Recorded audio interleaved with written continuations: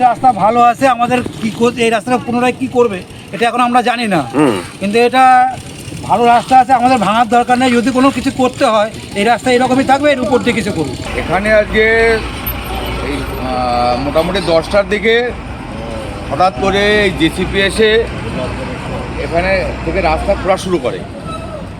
তা সাধারণ মানুষ জমায়েত হয়ে তারা জিজ্ঞাসা করে কী ব্যাপার, এখানে ভালো রাস্তা খুঁড়ছেন, কারণটা কি? কারণ কেউই বলতে পারছে না, সবারই মানে অন্ধকারে কী ব্যাপারে খুঁড়ছে, কেন খুঁড়ছে, কী করবে সেই বিষয়ে কেউই জানে না।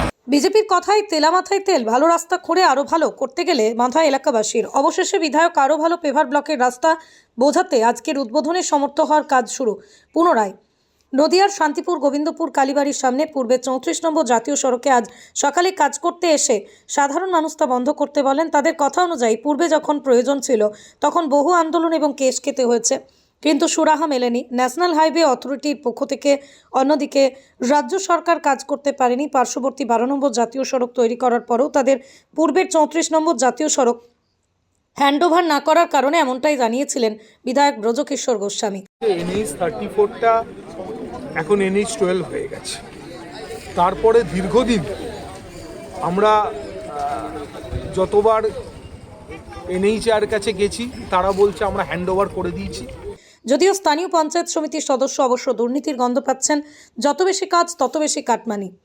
আজকের ক্ষেত্রে সাধারণ মানুষকে হয়তো বোঝানো সম্ভব হয়েছিল না, তবে ওনারা বুঝতে পেরেছেন সামনের গোবিন্দপুর আড়ত এলাকার ব্যবসায়ীদের যাতে অসুবিধা না হয় তার জন্যই বাড়তি গুরুত্ব দিয়ে দেখা হবে এবং সমগ্র রাস্তাটি অত্যাধুনিক মানের তৈরি করা হচ্ছে।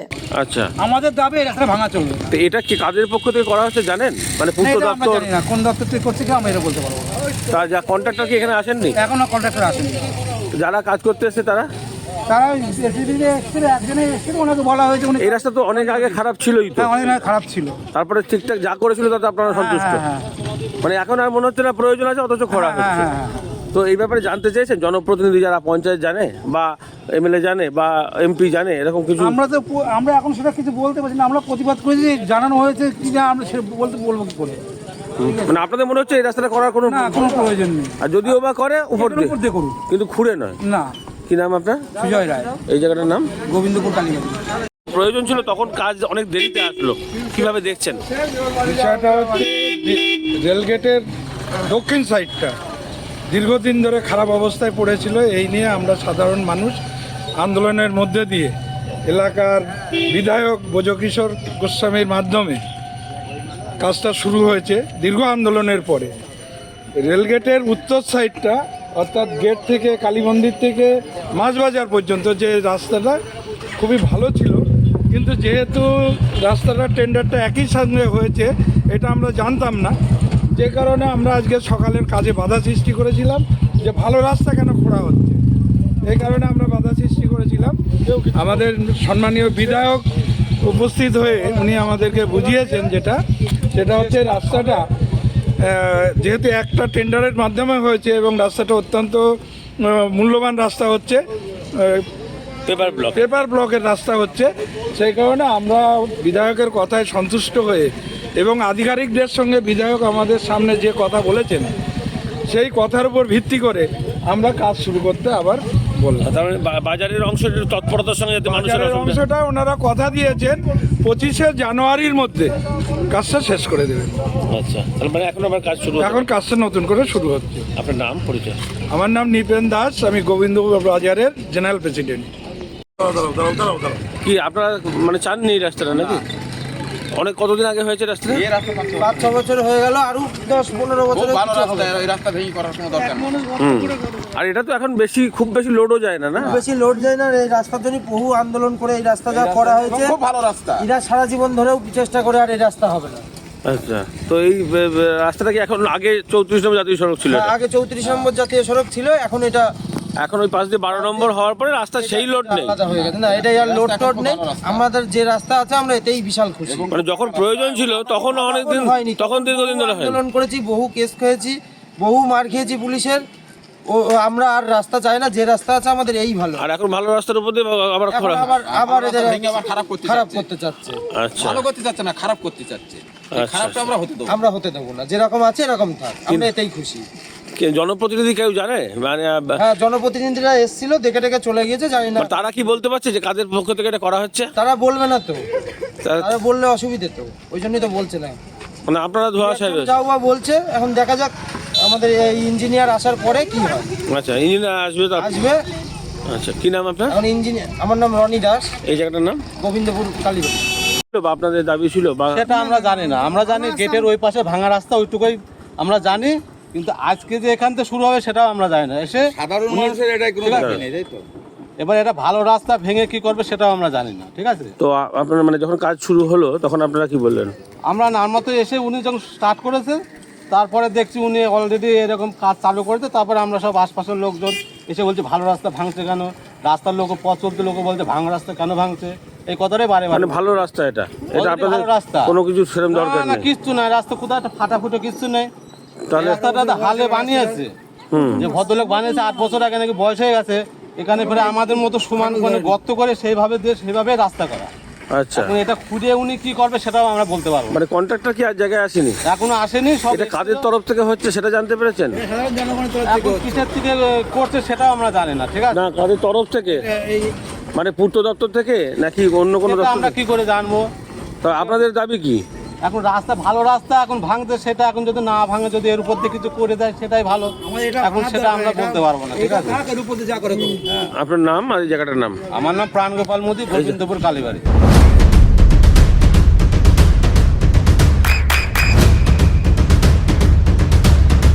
বৃষ্টিতেই স্বস্তি। বৃষ্টি অ্যাকোয়া বিশুদ্ধ পানীয় জল। পিডাব্লিউডি বলছে আমরা হ্যান্ডওভার পাইনি। রাজনৈতিকভাবে আমরা ফুটবলের মতো অবস্থায় পড়ে গেছি। 2024 সাল থেকে এটা নিয়ে ঘুরছি, ঘুরতে ঘুরতে শেষমেশ বিধানসভা অধিবেশন, মাননীয় মন্ত্রী পুলক রায়, সেখান থেকে দিল্লিতে ফোন, এইগুলো করে একটা জায়গায় আমরা আনতে পেরেছি এবং এই কাজটা শুরু হয়েছে। আজকে স্বাভাবিকভাবেই গোবিন্দপুর কালীবাড়ির পরবর্তী অংশের রাস্তাটি ভালো আছে। স্বাভাবিকভাবে ওটা যখন খোঁড়া হয়েছে, মানুষ জানতে চেয়েছে যে কেন এই ভালো রাস্তাটা খোঁড়া হচ্ছে। এবার আমি মানুষকে এসে বুঝিয়েছি যে এটা পেপার ব্লকের রাস্তা হবে, যেহেতু ওই দিকেও পেপার ব্লকের রাস্তা। সেই কারণে তাদের মধ্যে একটা জানার ব্যাপার ছিল। আমি আধিকারিকদের সাথে কথা বললাম, তাদের যেটা দাবি ছিল সেটাও আমি শুনলাম, তাদের আশ্বস্ত করলাম যে যত তাড়াতাড়ি সম্ভব আমরা কাজটাকে শেষ করব এবং এই যে পিচ তুলে ফেলার সময় যে পিচটা দুপাশে স্ট্যাক করে রাখা, সেই জায়গাটাকেও আমাদের যাতে বাজারের কোনো অসুবিধা না হয় সেটা আমরা দেখতে। তো এই মানুষের দাবি হচ্ছে যে এই যতদিন তারা আন্দোলন করেছিলেন এই রাস্তা নিয়ে আগে অতীতে, তখন এই ধরনের একটা রাস্তা তো একবারে হলেই হতো, তাহলে আবার এই নতুন রাস্তা? একটা রাস্তার মেয়াদ বলে একটা শব্দ থাকে, এই পেপার ব্লকের রাস্তার মেয়াদ কিন্তু পিচের রাস্তার থেকে আরও বেশি। সেজন্য এটা তো একটাই রাস্তা, মাঝখানে রেলগেটটা পড়েছে বলে মনে হচ্ছে এপার ওপার, কিন্তু রাস্তা তো একটাই। সেজন্য একবারই এটাকে ধরা ছিল, সেজন্য এটা করলে তার লংজিভিটি অনেক অনেক গুণ বেশি। অনেকে হয়তো না জেনেই বলছেন যে এই অনেক রাস্তাই তো বাকি রয়েছে, তো এইটা যদি ভালো রাস্তা না খুঁড়ে সেখানে যদি টাকাটা নেই। একটা প্রজেক্টকে তো আমি ঘুরিয়ে অন্য জায়গায় নিয়ে যেতে পারবো না। এটা পিডাব্লিউডিকে হ্যান্ড ওভার করা হয়েছে, পিডাব্লিউডি পুরো রাস্তাটাকেই সারাবে, এটাই তো নিয়ম। এটা তো আমরা পারবো না, একটা প্রজেক্টকে তো ঠেলে অন্য জায়গায় নিয়ে যাওয়া সম্ভব নয়। সজল ধারা দিয়ে তার বাংলার আবাস যোজনা হয় না, আর বাংলার আবাস যোজনার টাকা দিয়ে সজল ধারা হবে না। বিজেপির পক্ষ থেকে বলা হচ্ছে তেলো মাথায় তেল, মানে যে সময় মানুষের প্রয়োজন ছিল তখন দেয়নি, এখন পাঠাচ্ছে ভালো রাস্তা খুঁড়ে নতুন রাস্তা করার জন্য। আচ্ছা, আপনার মাধ্যম দিয়ে আমি একটা কথা ভারতীয় জনতা পার্টির প্রত্যেক কর্মী সদস্যকে বলতে চাই। আপনি তো সাংসদের কাছেও বক্তব্য নিতে গেছিলেন, তখন কি সাংসদ কোনো সহযোগিতা করেছিল এই রাস্তাটা NHI থেকে পিডাব্লিউডিকে হ্যান্ড ওভার করার ক্ষেত্রে? পেয়েছিলেন তার কোনো সহযোগিতা? কেন এতদিন এই রাস্তাটা করা গেল না? কারণটা কি? আমি তো বারবার বলেছি, বারংবার চিঠি দিয়েছি, সেই 3বার চিঠির কপিও তো আমি আপনার পোর্টালকে দিয়েছি। তো তারা কি বললো সেটা শুনে আজকে আর আমার মনে হয় না যে সময় নষ্ট করার কোনো প্রয়োজনীয়তা আছে। 3বার চিঠি দেওয়া হয়েছে, তারপরও তাদের কোনো সদুত্তর পাইনি। NHI বলছে আমি পিডাব্লিউডিকে হ্যান্ড ওভার করেছি, পিডাব্লিউডি বলছে আমরা হ্যান্ড ওভার পাইনি। তখন তাদের কোনো সহযোগিতা দেখতে পাইনি, আজকে তারা বলছে। আর এই রাস্তা নিয়ে যিনি লড়াই করেছেন, আমার বাঁদিকে দাঁড়িয়ে আছেন, তিনি তৃণমূল কংগ্রেসের একজন সক্রিয় সদস্য কর্মী, কাজেই তাদের কথা আমরা শুনবো না। তিনি অনেক লড়াই করেছেন এই রাস্তাটার জন্য। তো তারপরে কাজ শুরু হচ্ছে আবারও? 100বার রাস্তা শুরু করা। আর এই বাজারের অংশটুকু তো একটু বেশি তৎপরতার সঙ্গে, মানুষের যাতে কোনো অসুবিধা না হয় সেভাবেই আমরা কাজ করি। সাধারণ মানুষও জানে না, কেউই বলতে পারছে না যে এখানে কি করা হবে। তা পরস্পরে যেটুকু জানা যাচ্ছে রাস্তা ঘুরে রাস্তা নাকি আরও ভালো করে মেরামত করা হবে। কিন্তু আমি যেটুকু জানি আজ থেকে 10 বছর আগে, 10 থেকে 12 বছর আগে কালীবাড়ি থেকে ওই মাছের বাজার পর্যন্ত ওই রাস্তার অবস্থা খুবই খারাপ ছিল। বর্ষাকালে 1 হাঁটু কাদা, আবার যখন গরমের সময় ধুলো, আর রাস্তার পিচ বলতে কিচ্ছু ছিল না। রাস্তা পুরো মেঠো রাস্তার মতন অবস্থার পরিণত হয়েছিল। 10 থেকে 12 বছর আগে বহু আমরা এখানে সাধারণ মানুষ আন্দোলনের মাধ্যমে এই রাস্তাটা, তখন কি এটা NH-12 ছিল? তখন 34 ছিল, জাতীয় সড়ক ছিল। তখন আমাদের ওই 12 নম্বর জাতীয় সড়ক তখন তৈরি হয়নি। এইটুকু রাস্তা প্রচণ্ড খারাপ ছিল। তারপরে বহু আন্দোলনের মাধ্যমে আমরা সাধারণ মানুষ বিভিন্ন অফিস আদালত করে রাস্তাটা খুব ভালোভাবে মেরামত করেছে। প্রায় মানে বুক সমান গর্ত করে আগেকার যে জিনিসপত্র ছিল, আগেকার রাস্তার পূর্বে রাস্তার যে সমস্ত জিনিসপত্র ছিল সমস্ত কিছু তুলে রাস্তা একদম নতুন।